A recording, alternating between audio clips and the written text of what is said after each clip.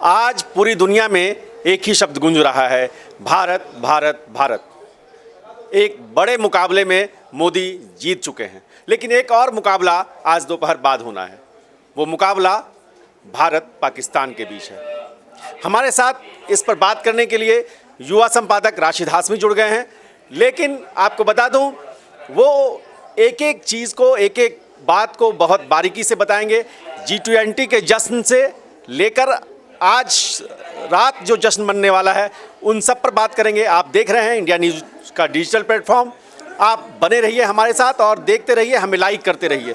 राशिद जी, एक बड़े जश्न का माहौल है और ये जश्न आज रात कितना ज़्यादा होगा, आप बताएं।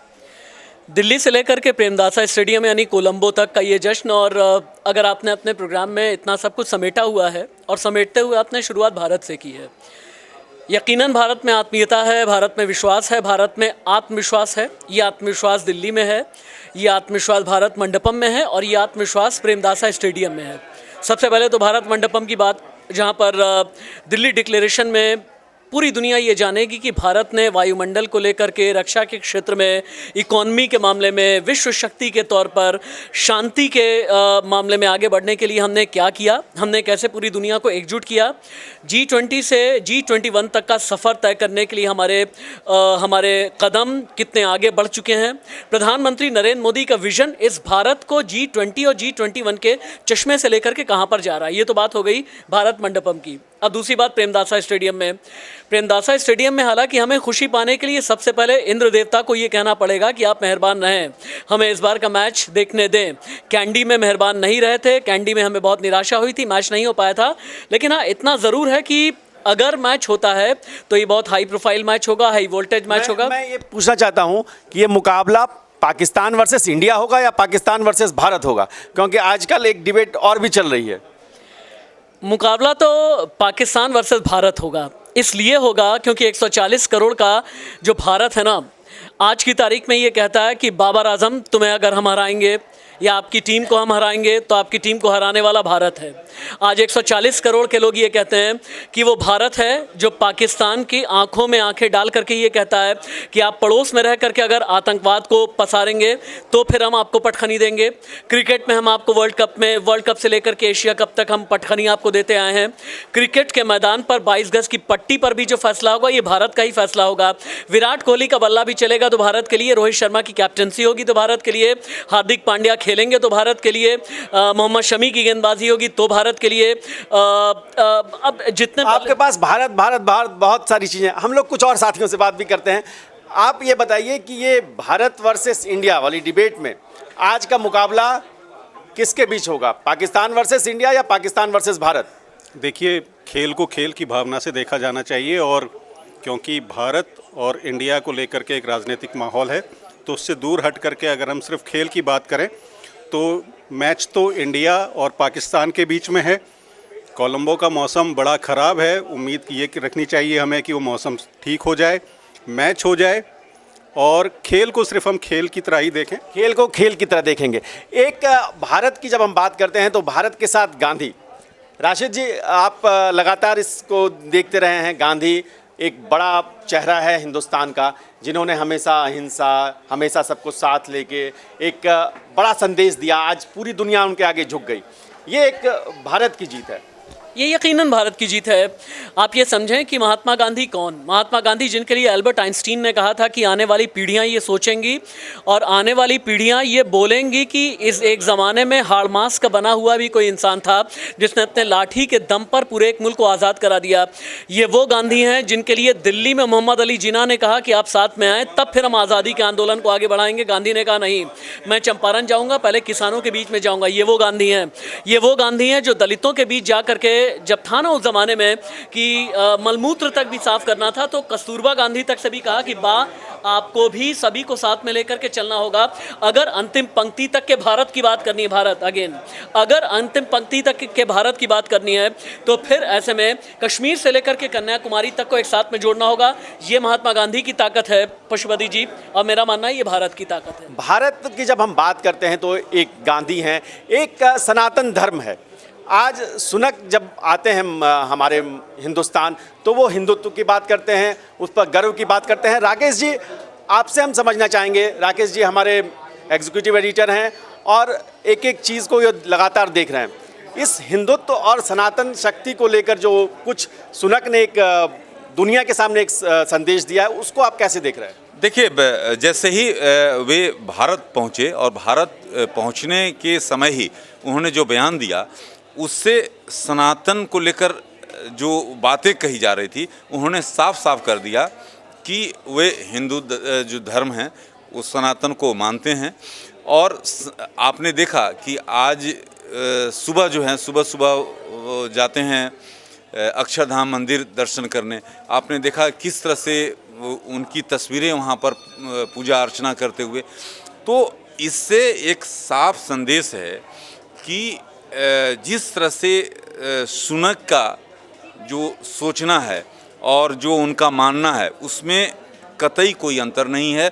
और वे गर्व के साथ मैं 2 बार जोर दे रहा हूँ, इसका मतलब आप समझ रहे हैं, आप हंस रहे हैं, लेकिन ये गर्व है कि सनातन को उन्होंने एक तरह से उसको जोर दिया और उसको जो लोग उसको सवाल खड़ा कर रहे थे, उसका करारा जवाब भी दिया। राशिद जी से हम आपसे समझने की कोशिश करेंगे। राशिद जी, आप लगातार उन तस्वीरों को देख रहे हैं जो मंडपम से भी आ रही हैं और वहाँ पर भी एक भारतीय संस्कृति, भारत की बात, भारतीय परिधान, भारतीय व्यंजन, भारतीय मोटा अनाज, ये सारा कुछ चल रहा है। उसको कैसे आप भारत वर्सेस इंडिया वाला जुमला इस्तेमाल करते हुए जो आप व्याख्या कर रहे हैं, ये हालांकि किसी के लिए शायद जुमला होगा, लेकिन एक चीज़, एक नैरेटिव होता है ना अपने देश के लिए। नैरेटिव, अगर मिलेट्स की बात, मोटा अनाज चूँकि आप कह रहे हैं, अगर मिलेट्स की बात होती है तो प्रधानमंत्री नरेंद्र मोदी ने पहले भी ये कहा था कि मोटे अनाज के ज़रिए हम पूरे विश्व को ये संदेश देना चाहते हैं कि पूरी दुनिया को वसुधैव कुटुंबकम के एक सूत्र में पिरोने के लिए मिलेट्स भी उनके अपने नैरेटिव में रहा। एक बात आपने अभी राकेश से आप एक बात कर रहे थे ना, ऋषि सुनक की, सनातन परंपरा की। सिर्फ ऋषि सुनक ही क्यों, ये वो भारत है जिसने बराक ओबामा को भी याद दिलाया। ये वो भारत है जिसने ये बताया कि बराक ओबामा हमेशा ही हनुमान जी को अपने साथ में रखते हैं। एक बड़ी खास चीज आपको मैं दिखाता हूं अपने पॉकेट से निकाल के। सनातन वो है जिसका आदि ना अंत। सनातन वो है जिसे कहते हैं कि धारण करने वाली चीज़ है। सनातन सिर्फ पशुपति जी का नहीं है, सिर्फ राकेश जी का नहीं है, सिर्फ राशिद का नहीं है, सनातन हम सभी का। एक चीज़ मैं आपको दिखाता हूँ, देखिए मेरे भी पॉकेट में हमेशा एक हनुमान जी होते हैं। ये बहुत राज की बात है, बहुत ज़्यादा लोग जानते नहीं होंगे, लेकिन चूँकि मेरे घर में भी, चाहे वो मेरी माँ हैं या मेरे घर के कई सदस्य, ये देखें आप, मेरे पास भी एक हनुमान जी हमेशा ही रहते हैं। देखिए आप। हाँ, मैं राशिद जी से सीना चीर कर दिखाने के लिए नहीं कहूँगा कि वो कितने बड़े राम भक्त हैं, लेकिन हमारे साथ कुछ महिला साथी हैं यहाँ पे, हम उनसे समझने की कोशिश करेंगे। आप ये बताइए कि अगर खड़ी हो जाएंगी तो और बेहतर होगा, कि कल जो मंडपम में जो तस्वीरें आईं, वहाँ पर हमने देखा कि जितने भी अतिथि थे, उनके साथ जो महिलाएं थीं, वो भारतीय परिधान में, साड़ी में आईं। उन तस्वीरों को देखकर आपको कैसा लगा? सबसे पहले तो मैं ये कहना चाहूँगी कि हमारे देश के लिए बहुत बड़ी उपलब्धि है कि हम G20 के मेहमानों की इस तरह से स्वागत कर रहे हैं, क्योंकि हमारा देश जो है वह मेहमानों के लिए ही हमेशा अग्रसर रहा है। कहते हैं अतिथि देवो भव। और ख़ास करके जब हिंदुस्तानी परिधान की बात होती है तो हमने जो है वो इसरो में भी देखा, चंद्रयान 3 के लॉन्चिंग के समय भी परिधान की बात हुई थी। तो हमारे लिए इससे बड़ी खुशी की और कोई बात ही नहीं हो सकती कि हम अपनी संस्कृति को दुनिया के आंखों तक लेके जा रहे हैं। मैं एक बात, भारत और इंडिया की डिबेट जो लगातार चल रही है, उसमें मैं आपसे समझना चाहता हूँ कि आपको भारतीय परिधान ज़्यादा पसंद है या इंडिया, जो मॉडर्न इंडिया है, उसके परिधान ज़्यादा पसंद है? तो फिर देखिए, हमेशा बात जो है वो अटक जाती है चॉइस पे। कहते हैं कि इट्स चॉइस, लेकिन जब भारतीय परिधान की बात होती है तो हमेशा इससे क्या होता है ना कि हम भारत को रिप्रेजेंट करते हैं। तो मेरे लिए इंडियन अटायर, भारतीय परिधान हमेशा जो है वह प्रथम रहेगा और सबसे उच्च स्तर पे भारतीय परिधान ही रहेगा। आप साड़ी कब कब पहनती हैं, होली दिवाली या आए दिन भी? देखिए, आप मुझे अक्सर न्यूज़ रूम में जो है इंडियन परिधान में ज़्यादा देखते होंगे, क्योंकि आज मैं जो हूँ इस तरह से हूँ, मॉडर्न अवस्था में आपको दिख रही हूँ। लेकिन ज़्यादातर मेरे लिए खास होता है कि जैसे हम इंडिपेंडेंस डे कह रहे हैं या गणतंत्र दिवस कह रहे हैं, तो हमारे लिए ऐसे दिन जो हैं किसी त्यौहार से कम होते नहीं हैं। तो त्यौहार के अलावा भी कई आज भी एक त्यौहार ही है, G20 भी हम लोगों के लिए। पशुपति जी, एक सवाल मैं आपसे करना चाहूँगा, क्योंकि सवालों का बाउंसर लेके, सवालों की गेंदबाजी लेकर के, कभी आप यॉर्कर डाल रहे हैं, कभी हम पर बाउंसर डाल रहे हैं, कभी आप गुड लेंथ पे गेंद डाल रहे हैं, कभी आप फिरकी गेंदबाजी करने लगते हैं। हमसे तो इंडिया भारत आप पूछ रहे हैं, आपके दिल में इंडिया है या भारत है? आपके जहन में इंडिया है या भारत है? एक हम लोगों ने इंडिया न्यूज़ की ओर से एक सर्वे किया था कि इंडिया और भारत को लेकर क्या परसेप्शन लोगों का चल रहा है, तो उसमें हम लोगों को जब 50-50 एक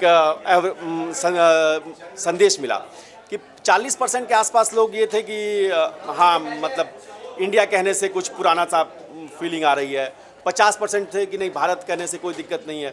तो अभी इस डिबेट को हमने कहा कि क्या ये राजनीतिक ज़्यादा है, हम लोगों के मन में कम है, तो उसमें करीब 60% लोगों ने कहा कि ये राजनीतिक ज़्यादा है डिबेट। तो अब भी इसका नैरेटिव जो इलेक्शन के साथ साथ आगे बढ़ेगा। राकेश जी से समझना जरूरी है कि आप कल देखें कि इंडिया के बहुत सारे नेता उस मंच पे मौजूद थे, भारत मंडपम में डिनर कर रहे थे, नीतीश कुमार खुद थे। तो क्या नीतीश कुमार इंडिया से भारत की ओर शिफ्ट हो रहे हैं? देखिए, भारत की तरफ शिफ्ट करना ही होगा। जिस तरह से पशुपति जी, मैं इस बात को थोड़ा आगे ले जाऊंगा। उससे पहले मैं चाहूँगा कि G20 के बहाने दुनिया भर में जो है सनातन की जो 10 जो कृतियां हैं, जिसको लेकर लोग ये जो विश्लेषक हैं उसको कह रहे हैं कि भारत जो है उसके जड़ें जमा रहा है। पहली बात जो जिसका आप जिक्र कर रहे हैं कि जो भारत मंडपम है, भारत मंडपम जो मंडपम शब्द है उसका अभी किसी ने मेरे को भेजा है, तो मैं ये चाह रहा हूँ कि अपने दर्शकों को कि जो मंडपम है वो उसका अर्थ होता है मंदिर में गर्भगृह। कोणार्क का सूर्य मंदिर का आपने देखा वहाँ पर। उसके अलावा वसुधैव कुटुम्बकम, ये जो सूत्र वाक्य है जो महा उपनिषद से लिया गया है। नृत्य संगीत, G20 के मेहमानों के स्वागत के लिए रखे गए नृत्य संगीत कार्यक्रम में पॉप्स जो थीम सॉन्ग था वसुधैव कुटुम्बकम की प्रस्तुति में सनातन की झलक दिखी। सनातन की झलक मतलब शास्त्रीय संगीत, वाद्य यंत्रों के साथ साथ प्राचीन जो वैदिक संगीत जो हैं उसको दिखाया जाना। उसके अलावा नटराज की योग मुद्रा, भारत का नाम, तो वॉल ऑफ डेमोक्रेसी, हाँ शंख का भी रहना। और मेरा मानना ये है ना कि जो बात मैं अभी थोड़ी देर पहले कह रहा था पशुपति जी की बात, तो सनातन को सिर्फ एक धर्म से ना जोड़ें, इसे भारत के साथ में जोड़िए आप। सनातन को 140 करोड़ हिंदुस्तानियों को बांधे रखने वाली एक धारणा के साथ में आप जोड़ें, भारत को बनाने वाले के दौरान जोड़ें। और सबसे बड़ी बात ये कि ये सनातन की शक्ति है कि सिर्फ भारत तक नहीं, आप जाएं भारत, नेपाल, इंडोनेशिया, क्यों जकार्ता, आप ये समझें कि सनातन की पृष्ठभूमि में चाहे वो प्रभु श्री राम हैं, चाहे वो विष्णु जी के अवतार हैं, चाहे वो कृष्ण जी हों, या फिर जितने भी सनातन संस्कृति के हमारे भगवान हैं, इन सभी के बारे में, इनके अस्तित्व के न जाने कितने प्रमाण से भारत ही नहीं बल्कि 7 समंदर पार भी मिले हैं। हाँ, एक ये जो डिबेट है हम लगातार बढ़ा रहे हैं इंडिया और भारत वाली। हमारा चैनल का नाम इंडिया न्यूज़ है, लेकिन हमारे पास भारत के अलग अलग सूबों के पंडाल यहाँ भी हमने सजा रखे हैं, अलग अलग चैनल हम लोग चला रहे हैं। हमारे साथ कुछ महिला साथी जुड़ी हुई हैं। इंडिया मंडपम है या भारत मंडपम? ये तो नाम भले इंडिया हो लेकिन भारत मंडपम ही है ना। हमारे साथ महिला साथी जुड़ी हुई हैं। आपका नाम? सर शुभश्री। शुभश्री, आप कौन से मंडपम में हैं इस समय? आपका कौन सा चैनल है? Sir India news. नहीं, इंडिया न्यूज़ तो ओवरऑल अम्ब्रेला है। आप किस चैनल के लिए काम कर रही हैं? किस स्टेट के लिए काम कर रही हैं? सर राजस्थान के लिए। राजस्थान मंडपम में जो हम अभी हैं, आप बताइए कि ये पूरा जो भारत मंडपम सजा, राजस्थान का रंग दिखा, कैसा लगा आपको? सर ऑब्वियसली हमारे लिए गर्व की बात है कि हमारे जो कल्चर है, हमारा जो सांस्कृतिक है वो इतना बढ़ता जा रहा है। हम जैसे कि देख सकते हैं कि बाहर की लोग हमारी संस्कृति को अपना रहे हैं और मतलब जो वेस्टर्निज़म है वो कमता जा रहा है और बाहर की औरतें जो हैं साड़ी पहन रही हैं, और उससे मतलब मुझे ऐसा लगता है कि हमारे लिए काफ़ी गर्व की बात है कि लोग हमारे कल्चर को ज़्यादा अडॉप्ट करें। मैं एक चीज़ इनसे और समझना चाहूँ। भारत इंडिया की डिबेट में भारतीय प्रधान और वेस्टर्न परिधान, आपकी पसंद क्या है? सर ऑब्वियसली भारत का ही परिधान, क्योंकि हम उसी स्टेट मतलब उसी कंट्री में हैं, तो हमारा फर्ज बनता है कि आप कब पहनती हैं भारतीय परिधान? सर हर फेस्टिवल पे, जब मन करे तब, जब मन करे ऑलवेज, मतलब कि ज़्यादातर हम ट्राई करते रहने वाली कहाँ की हैं आप? हैं। सर मैं उड़ीसा से हूँ, लेकिन एक महिला भारतीय ओडिशा तुम्हें बुझी पाची ठीक है मुँह पूरा बुझी पाची। ये यही है खूबसूरती भारत की कि अलग अलग भाषाएं हैं, अलग अलग। यूनिटी इन डाइवर्सिटी यही है। আমি সম্বলপুরের থিলি, তুমি বুঝতে পারছি না, আমি বাংলা মিক্স করছি না। एक्चुअली से हम कहती सर आप थोड़ा सा मतलब आपका टच आ रहा है बिकॉज आप संबलपुर से हैं तो प्रॉपर उड़िया थोड़ा सा है, लेकिन यही जताता है कि मतलब उड़ीसा बिहार हर कोई हम हर स्टेट से को दिखा रहे हैं कि हम साथ रहते हैं। एक इंडिया ही ऐसी कंट्री है जहाँ पे इतने स्टेट्स के लोग एक साथ रह के मतलब मिलजुल कर रहते हैं, सारी चीज़ों को सारे फेस्टिवल्स को हम एक साथ मनाते हैं, वो हमारे कल्चर को शो करते हैं। भारत मंडपम की जब हम बात करते हैं तो देखिए राशि जी, यही खूबसूरती है। आज इस महिला साथी से बात करते हुए हमें पता चला कि राजस्थान में उड़ीसा से आई हुई एक साथी काम कर रही हैं। तो आप जो ये विविधता देखते हैं भारत की, ये जो खूबसूरती है, इसको भारत मंडपम में आपने कैसे देखा है पिछले 3-4 दिनों में? 3-4 दिनों में भारत मंडपम में जिस विविधता की आप बात कर रहे हैं ना, जिसको डाइवर्सिटी अंग्रेजी में अगर हम कहें, इंडिया वाली डाइवर्सिटी और भारत वाली विविधता, तो इसमें इतिहास भी है, इसमें कल्चर भी है, इसमें परिधान भी हैं, इसमें कहानियाँ भी हैं, इतिहास भी है, पुराण भी है, पहचान भी है, प्रतीक भी हैं, चिन्ह भी हैं, और फिर से मैं कहूँगा कि सनातन परंपरा भी है। आप किस मंडपम में पहुँचे हैं आप? मेरे ख्याल से हम मध्य लोग प्रदेश, MP? छत्तीसगढ़। मध्य प्रदेश। आप खड़े हो जाएंगे तो हम लोगों को बात होगी। जी, आप अपना नाम बताइए और ये बताइए कि भारत मंडपम में मध्य प्रदेश मंडपम कैसा लगा आपको? भारत और ये वसुदेव G20 को लेकर आपने कैसा महसूस किया पिछले 2-3 दिनों में? G20 को लेकर पूरे भारत में ज़बरदस्त उत्साह है, और उससे ज़्यादा मध्य प्रदेश और छत्तीसगढ़ में भी है, क्योंकि मध्य प्रदेश भारत का दिल है, देश का दिल है। भारत ज़्यादा सटीक रहता है, बोलने में भी आसान होता है। वो इंडिया, ये झुमके कहाँ से लिए आपने? ये मैं कहना चाहूँगी कि जो हस्त कलाकारी जो लोग करते हैं या जो हस्त कारीगर हैं, उनके हाथों की बनी चीज़ें ज़्यादा सटीक और अच्छी लगती हैं, देखने में भी आँखों को बहुत अच्छी लगती हैं, और एक तरह से भारत का प्रतीक ये कुछ लग रहा है मुझे जैसे आदिवासी और उस इलाकों से बनी हुई झुमके हैं ये। आदिवासी इलाकों में जो हस्तकला है या जो जिस तरह की नक्काशी कारीगरी की जाती है, ये उसका प्रतीक चिन्ह है। और मैं ज़्यादा प्रेफर करती हूँ कि जो हाथों से बनी हुई चीज़ों, खादी या इस तरह की जो चीज़ें हैं, जो मध्य प्रदेश और छत्तीसगढ़, खादी का जिक्र किया आपने। G20 के जो मंडपम है, वहाँ छत्तीसगढ़ की भी एक कला है जिसे बोडला कला कहते हैं। वहाँ के कारीगर भी उस चीज़ का प्रतिनिधित्व करते नज़र आ रहे हैं। कोई गीत आप गुनगुना सा पाएंगे? ये दरअसल मैं बेसिकली मैं उत्तर प्रदेश से हूँ। उत्तर प्रदेश, यही खूबसूरती है हमारे देश की। उत्तर प्रदेश के लोग मध्य प्रदेश मंडपम में काम कर रहे हैं, उड़ीसा के लोग राजस्थान, हाँ यही खूबसूरती है हमारी। ये विविधता में एकता का एक तरह से परिचायक है, प्रतीक है, हम जो देख रहे हैं। तो मैं उत्तर प्रदेश से हूँ, मेरी परवरिश दिल्ली में हुई है, लेकिन इसके बाद क्योंकि दिल्ली में भी आपको तमाम विविधताएं नज़र आएंगी, चाहे मध्य प्रदेश का व्यक्ति हो, बिहार का हो, सारी तरह राज्यों के, प्रदेशों के लोग यहाँ हमें मिलते हैं। तो दिल्ली राजधानी है जहाँ हमें हर तरह के लोग, हर तरह के लोग हमें और भी मंडपम में जाना है, हम आपसे फिर मिलेंगे।